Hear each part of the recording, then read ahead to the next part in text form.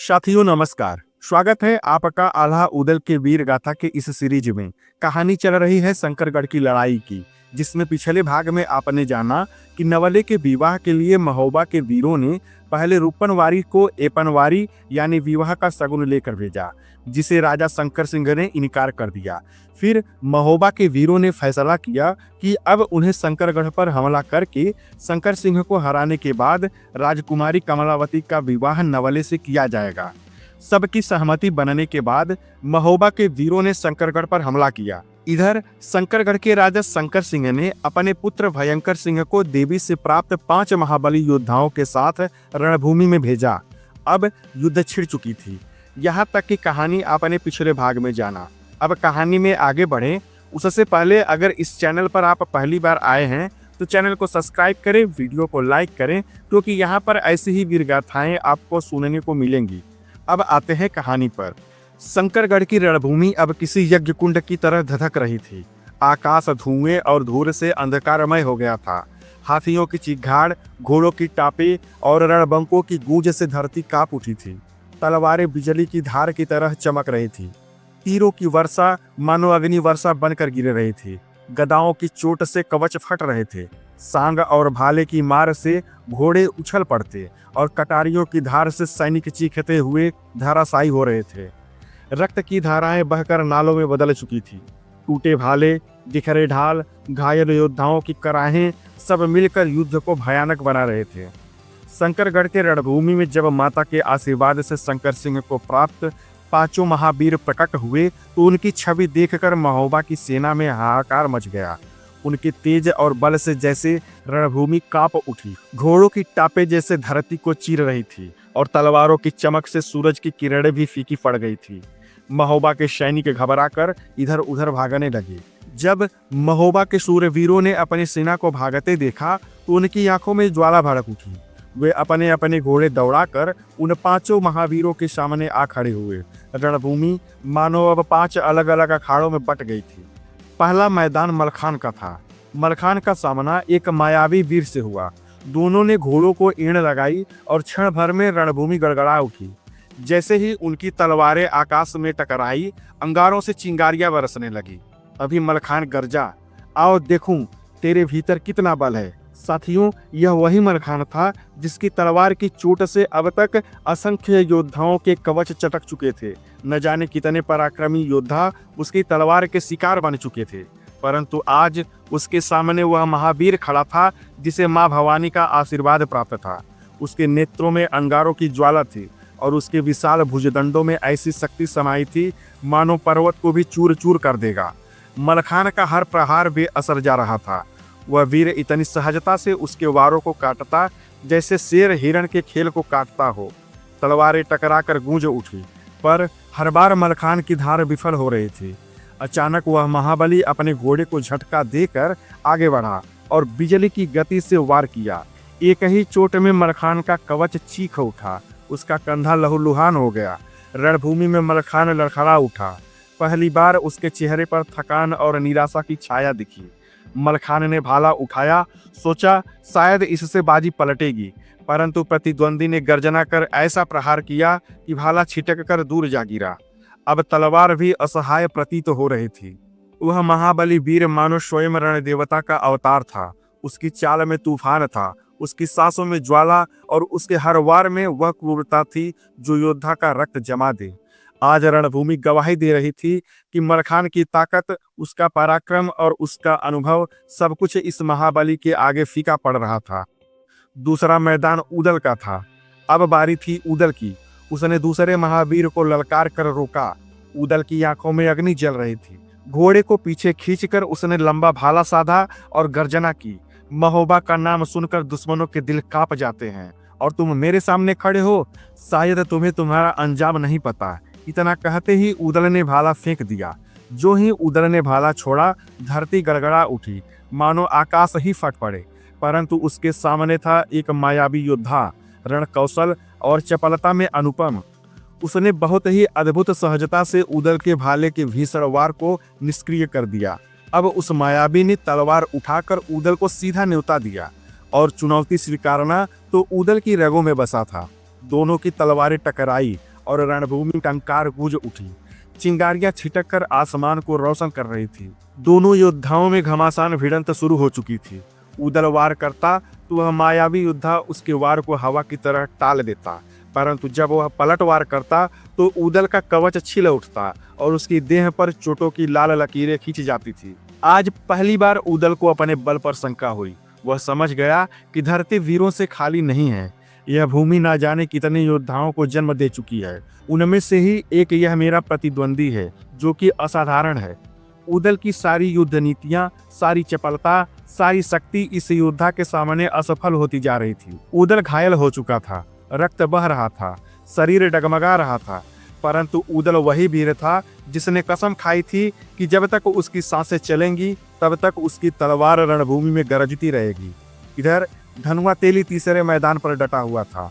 धनुआ तेली के सामने तीसरा वीर खड़ा हुआ था। धनुआ की भारी भरकम काया और हाथ में चमचमाती तलवार और विशाल गदा देखकर क्षण भर को दुश्मन की सांसें अटक जाया करती थी।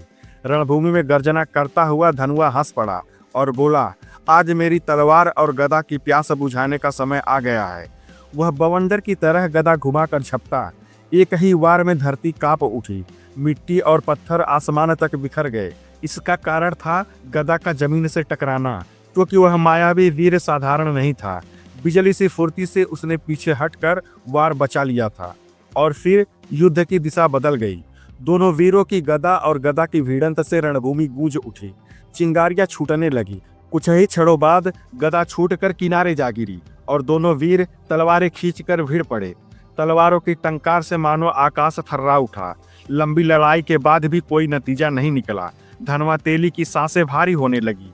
उसकी बाजुओं की ताकत ढीली पड़ रही थी। शरीर पर कई घाव पड़ चुके थे, पर उसकी आंखों की ज्वाला अब भी बुझी नहीं थी। चौथा मैदान जागन का था। जागर ने धनुष पर तीर चढ़ाकर चौथे वीर को ललकारा और क्षण भर में रणभूमि तीरों की टंकार से गूंज उठी। दोनों ओर से धनुष की प्रत्यंचा तनी और आकाश में बाणों की वर्षा छूट पड़ी। ऐसा प्रतीत हो रहा था मानो बादल गरजते हुए बिजली की तरह बाण बरसा रहे हो। सूरज की रोशनी से तीरों की नुकीली धारें चमकती, हवा को चीरती हुई मौत का संदेश लेकर दौड़ती। वैसे तो हमेशा जागन के तीर मानो नागफनी बनकर दुश्मनों पर टूटते थे। हर बाण अपने लक्ष्य को खोज निकालता था, परंतु इस बार जागन का हर तीर उसे धोखा दे रहा था। उसने गर्जना की, मेरे बाणों से बचना किसी साधारण योद्धा के बस की बात नहीं। और सच में सामने वाला योद्धा भी साधारण नहीं था। वह तो मायावी योद्धा था, जिसे माता भवानी का आशीर्वाद था। उसके तीर जागन के हर वार को आकाश में ही काट डालते। कभी बाण आपस में टकराकर चिंगारियां छोड़ते, तो कभी हवा में टूटकर धरती पर बरसते। ऐसा लगता था मानो आकाश स्वयं युद्धभूमि बन गया हो। दोनों ओर से बाणों की गूंजती टंकार और रणभूमि में बिखरे टूटे बाणों का अंबार देखकर देखने वालों की सांसें थम गई। परंतु लंबे संघर्ष के बाद भी विजय किसी के हाथ नहीं आई। तीरों का भयंकर युद्ध अनिर्णित ही रहा। पांचवा मैदान चाचा सैयद का था। तालहन सैयद ने पांचवें वीर को रणभूमि में चुनौती दी। उनकी उम्र ढल चुकी थी, लेकिन उनकी आंखों में अब भी बाज सी चमक और हाथों में लोहे सी कठोरता थी। उनकी तलवार जब म्यान से बाहर निकली तो मानो आकाश में बिजली कौंध गई। क्षण भर में दोनों योद्धा आमने सामने हुए और प्रहारों की ऐसी झड़ी लगी कि देख रहे योद्धाओं की सांसें थम गई। उनकी तलवारें इतनी तीव्र गति से टकराती कि हवा ही मानो तलवार बनकर चारों ओर काटने लगी। हर प्रहार से चिंगारियां उड़ती और लोहे की टंकार गड़गड़ाहट बनकर गूंज उठती। तभी तालहन की गरजती आवाज रणभूमि में गूंजी, तेरे जैसे असंख्य योद्धा आए, पर सब यही धूल चाट कर चले गए। महोबा की धरती ने कभी अपनी अस्मिता हारना नहीं सीखा। साथियों, यह वही तालहन सैयद थे जिन्होंने कभी आल्हा उदल सहित महोबा के सभी वीरों को युद्ध कला का प्रशिक्षण दिया था। उनके हर वार में वर्षों का अनुभव झलकता था। कभी वे तलवार को घुमाकर बाज की तरह झपटते, कभी ढाल को पर्वत की तरह आगे कर दुश्मन के प्रहार को रोक लेते। किंतु सामने खड़ा वह मायावी वीर साधारण प्रतिद्वंदी नहीं था। उसकी चालें इतनी तीव्र और अनोखी थी कि तालहन का हर आक्रमण धुंध में खो जाता। कई बार तो ऐसा प्रतीत होता मानो वह वीर तलवार नहीं, स्वयं छाया से लड़ रहा हो। काफी देर तक दोनों में घमासान युद्ध चलता रहा। कभी प्रहार आकाश तक गूंजते, कभी रणभूमि की धूल उनकी टक्कर से आंधी बनकर उड़ती। देखने वाले हर पल सोचते अब कोई ना कोई धराशायी जरूर होगा, परंतु समय बीतता गया और परिणाम शून्य रहा। धीरे धीरे तालन के बाजुओं में थकान झलकने लगी, उनकी सांसें भारी पड़ने लगी। रणभूमि यह दृश्य देखकर खुद ही मौन हो गई। महोबा के गुरु इस योद्धा के सामने बेबस नजर आ रहे थे। आज पहली बार उनकी तलवार का जादू फीका पड़ रहा था। इन्हें सबसे अलग छठा मैदान भी लगा था। भयंकर सिंह अपने विशाल गजराज पर सवार था। हाथी की चीखाड़ से धरती कांप उठी। उसके भारी कदमों की गूंज मानो रणभूमि में भूकंप ला रही थी। उसकी पीठ पर जड़े कवच और माथे की घंटियां टकरा कर ऐसी ध्वनि उत्पन्न कर रही थी जैसे रणभेरी लगातार बज रही हो, और इस ध्वनि से दुश्मन के मन में भय का संचार हो रहा था। दूसरी ओर इंदल का घोड़ा हवा से भी तेज दौड़ता हुआ भयंकर सिंह के मोर्चे पर आ गया। घोड़े के टापों की धूल से रणभूमि में धुंध सी छा गई। इंदल ने लगाम खींचकर घोड़े को रोका और भाला तानते हुए बिजली सी गर्जना की। आजा भयंकर सिंह, आज महोबा का यह पुत्र तुझसे तेरे पापों की कीमत वसूलेगा। इतना सुनते ही भयंकर सिंह ने जवाब दिया, आ जाओ, आज महोबा के वीरों के अंत की शुरुआत महोबा के पुत्र से ही होगा। क्षण भर को दोनों ओर सन्नाटा छा गया। हर योद्धा की नजरें अब इस महाभट्ट भिड़ंत पर टिक गई। फिर अचानक इंदल ने भाला फेंका। तेज धार वाला वह भाला वज्र की तरह हाथी की ओर बढ़ा, पर भयंकर सिंह ने अपने ढालनुमा कवच से उसे रोक लिया। भाले की टक्कर से लोहे की खनक आकाश तक गूंज उठी। तभी भयंकर सिंह ने अपने हाथ में अपनी भाला उठाई और गरजते हुए प्रहार किया। भाला इतना भारी और तेज था कि उसके वार से हवा फटती हुई प्रतीत हुई। इंदल ने घोड़े को मोड़कर उस वार से खुद को बाल बाल बचा लिया। भाला जमीन पर लगा और धरती का सीना चीरकर समाता चला गया, जिससे मिट्टी का गुबार उठ खड़ा हुआ। तभी भयंकर सिंह के हाथी की सूंड इंदल पर झपटी, मगर उसके घोड़े ने आंधी की तरह छलांग लगाकर बचाव किया। इंदल ने तुरंत कमान उठाई और 3 बाण एक साथ छोड़े। बाण बिजली की तरह हवा को चीरते हुए हाथी की कवच पर जा लगे और लोहे पर टकराकर चिंगारियां छूट गई। अब रणभूमि गूंज उठी। घोड़ों की गति, हाथी की ताकत, भाले और तलवार की टक्कर, बाणों की बरसात, मानो धरती और आकाश दोनों इस युद्ध में शामिल हो गए हो। हर कोई जानता था कि इस युद्ध का परिणाम केवल इंदल और भयंकर सिंह का नहीं, बल्कि पूरे युद्ध की दिशा का फैसला करेगा। भयंकर सिंह और इंदल के बीच रणभूमि में भयंकर भिड़ंत छिड़ गई। अपने विशालकाय हाथी पर सवार भयंकर सिंह आसमान दहला देने वाली दहाड़ लगा रहा था, तो दूसरी ओर आल्हा पुत्र इंदल अपने तेजस्वी घोड़े पर खड़ा होकर गरज रहा था। दोनों योद्धा एक दूसरे पर घातक प्रहार कर रहे थे। सुबह से लेकर शाम तक युद्ध चलता रहा, परंतु परिणाम शून्य रहा। कोई भी हार मानने को तैयार न था। तभी इंदल ने मौका साधकर अपना भाला सीधा भयंकर सिंह पर चलाया। भयंकर सिंह ने उसे रोकने का प्रयास किया, परंतु असफल रहा। भाला हाथी पर बने हौदे की मोटी रस्सी पर जा लगा और रस्सी टूटते ही भयंकर सिंह संतुलन खोकर भारी धमाके के साथ धरती पर आ गिरा। इंदल ने भी तुरंत अपनी तलवार निकाली और घोड़े से छलांग लगाकर भूमि पर उतर गया। अब दोनों योद्धाओं में तलवार की ऐसी भिड़ंत आरंभ हुई कि रणभूमि की हवा तक कांप उठी। इंदल उम्र में छोटा था, परंतु उसकी तलवारबाजी का कौशल देखकर भयंकर सिंह भी घबरा उठा।